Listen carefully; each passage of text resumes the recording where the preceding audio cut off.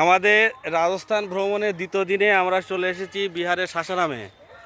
বাড়ি থেকে মানে আমাদের নগরটা থেকে শিমুলপুকুর থেকে এই অংশ মানে এই বিহারের সাসারাম পর্যন্ত এটা টোটাল 570 কিলোমিটার।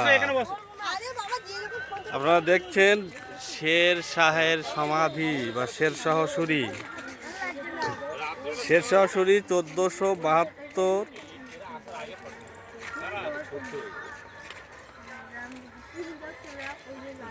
22 মে 1554 সালে তিনি জন্মগ্রহণ করে।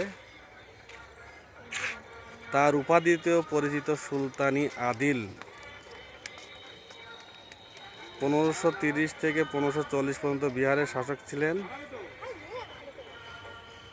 1540 থেকে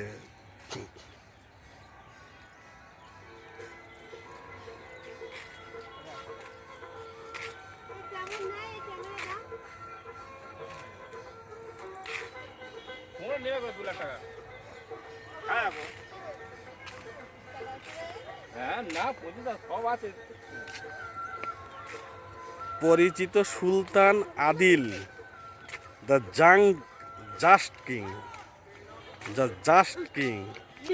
1530 থেকে 1540 সাল পর্যন্ত বিহারের শাসক ছিলেন তিনি। 1540 থেকে 1535 তার মৃত্যু পর্যন্ত হিন্দুস্তানের সুলতান। তিনি 1540 সালে মুঘল সাম্রাজ্যকে পরাজিত করেন, সুর সাম্রাজ্য প্রতিষ্ঠা করেন এবং দিল্লিতে তার শাসন প্রতিষ্ঠা করেন, যে দিল্লিতে আমরা যাচ্ছি এখন। তার উদ্ভাবন এবং সংস্কারের প্রভাব তার সংক্ষিপ্ত সময় শাসনকালের বাইরেও প্রসারিত হয়েছিল। ক্ষমতায় থাকাকালীন তিনি কি রাতুল বলো বাবা। ক্ষমতায় থাকাকালীন তিনি যুদ্ধে পরাজিত হয়েছিলেন এবং ইতিহাসের অন্যতম দক্ষ আফগান জেনারেল হিসাবে খ্যাতি লাভ করেন।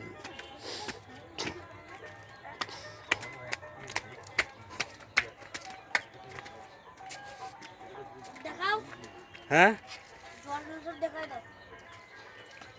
তার আগের নাম ছিল ফরিদ আল-দিন খান। 1472 থেকে 1586 পর্যন্ত তিনি বাঁচেন। তার সমাধিতে আমরা এখন আছি। এই সাসারামেই তিনি জন্মগ্রহণ করেন এবং এটাই তার সমাধি স্থল। হ্যাঁ, দেখাচ্ছি তো। তুমি বলো কিছু।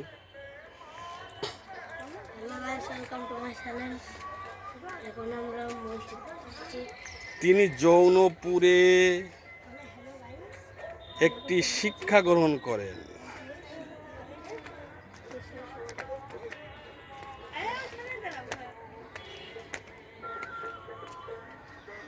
মুঘল ক্ষমতা লাভের পর শেরশাহ আগ্রায় বাবরের নেতৃত্বে পর্যবেক্ষণ করে সময় কাটিয়েছিলেন। সুর সাম্রাজ্যের সম্রাট হিসেবে তার শাসনকালে শেরশাহ অনেক অর্থনৈতিক, প্রশাসনিক এবং সামরিক সংস্কার বাস্তবায়িত করেন। তিনি ভারতীয় উপমহাদেশের ডাক ব্যবস্থার সংগঠিত প্রথম রুপিয়া জারি করেন। ভিডিওটা আমি করছি তো, ভিডিওটা আমি করছি, ভিডিওটা করছি তো। দাঁড়াও।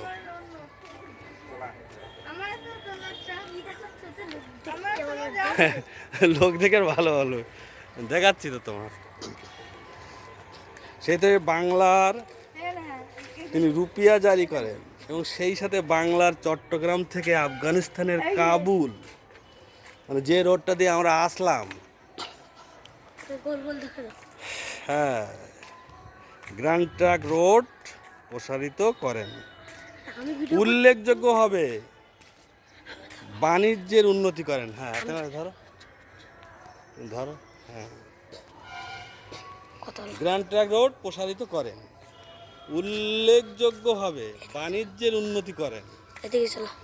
শেরশাহ হুমায়ুনের দিনা পানাহ শহরকে আরও বিকশিত করেন। এটির নাম পরিবর্তন করে শেরগড় এই ঐতিহাসিক শহর পাটলিপুত্রকে পুনর্জীবিত করে। তাহলে তার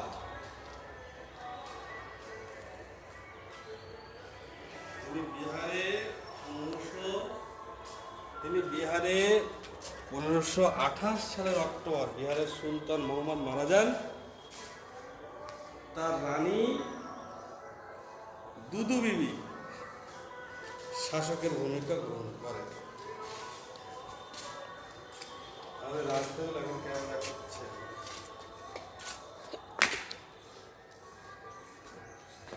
কত মিনিট হয়েছে?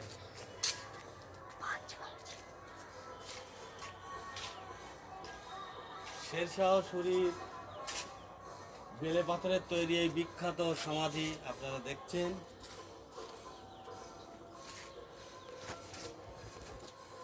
এটি বিহার রাজ্যের,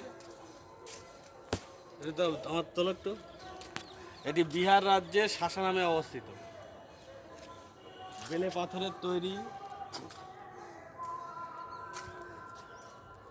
25 টাকা টিকিটের বিনিময়ে আপনারা এটা দেখতে পারবেন। আমাদের বাড়ির থেকে অর্থাৎ নবরূপনা শিমুলপুকুর থেকে এটা 570 কিলোমিটার।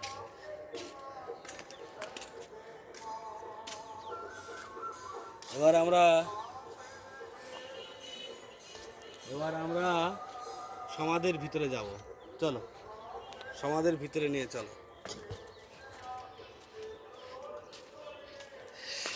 শেরশাহ যে মুঘলদের পরাজিত করেন। এখন আমরা শেরশাহের ভিতরে যাচ্ছি। হ্যাঁ, শেরশাহ সমাধির ভিতরে যাচ্ছি। সমাধির ভিতরে যাচ্ছি।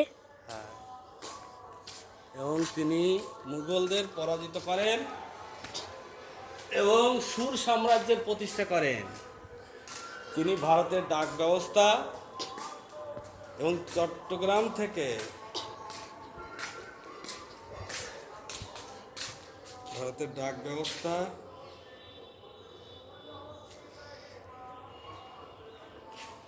এবং চট্টগ্রাম থেকে আফগানিস্তানের কাবুল পর্যন্ত গ্র্যান্ড ট্রাঙ্ক রোড, যে রোডটা দিয়ে আমরা যাব। তাতে আমরা যাচ্ছি দিল্লির তাজমহল দেখতে।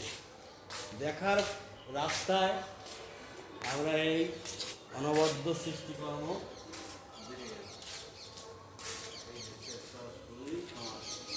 সমাধির ভিতরে আমরা ঢুকবো। চলো সমাধির ভিতরে ঢুকি। এসো বাবা, চলে এসো। বেলে পাথরের তৈরি এই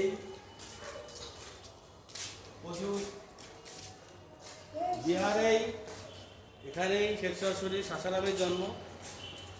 এটাই শেরশাহ শরীফ সমাধি। বেশি যেন না কাঁপে ক্যামেরাটা, ঠিক আছে? কাঁপছে না, আমি যাবে করি না কাঁপে। তুলেছিস?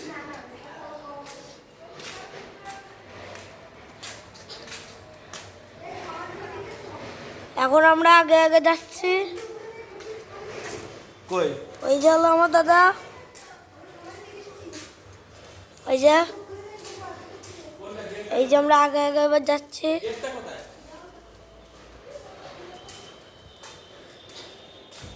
এই জায়গায় অনেক জিনিস আছে। স্যান্ডস্টোনের তৈরি স্যান্ডস্টোন, এটাকে বলা হয় স্যান্ডস্টোন, মানে বেলে পাথর। বেলে পাথরের তৈরি।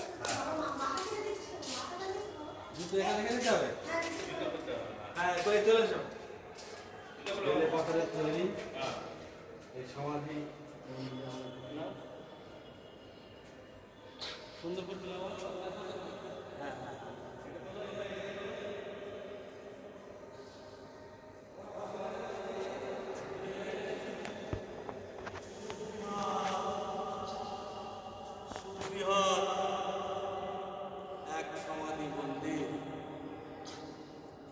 সুবৃহৎ।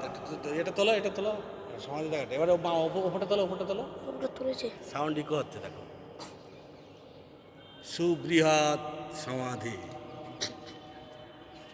শেরশাহ শরীর সমাধি, শেরশাহ শরীর সমাধি। ভালো করে তোলো বাবা। সাউন্ডটা কি হচ্ছে? আমার কাছে দাও একটা, না না তুমি একটু দাঁড়াও, তুমি দাঁড়াও, পাশে দাঁড়াও, পাশে দাঁড়াও, পাশে পাশে, হ্যাঁ পাশে দাঁড়াও, দাঁড়াও, ঠিক আছে, এখন দাঁড়াও। Hello, check check, hello, check, hello, check, hello, microphone testing, check check. কি সুন্দর ইকো হচ্ছে। সুবৃহৎ, ক্যামেরাতে আসছে না, এটা অনেক বড়, খুব বড়। সুবৃহৎ এই সমাধি স্থল দেখতে পাচ্ছেন আপনারা, এই সেই শেরশাহ সূরির সমাধি। হ্যাঁ, ওনার সমাধি শেরশাহ সূরি। 1500 মানে 500 বছর আগের পুরানো, 500 বছর পুরানো ভারতের ঐতিহাসিক নিদর্শন শেরশাহ সূরির সমাধি স্থল এ আমরা।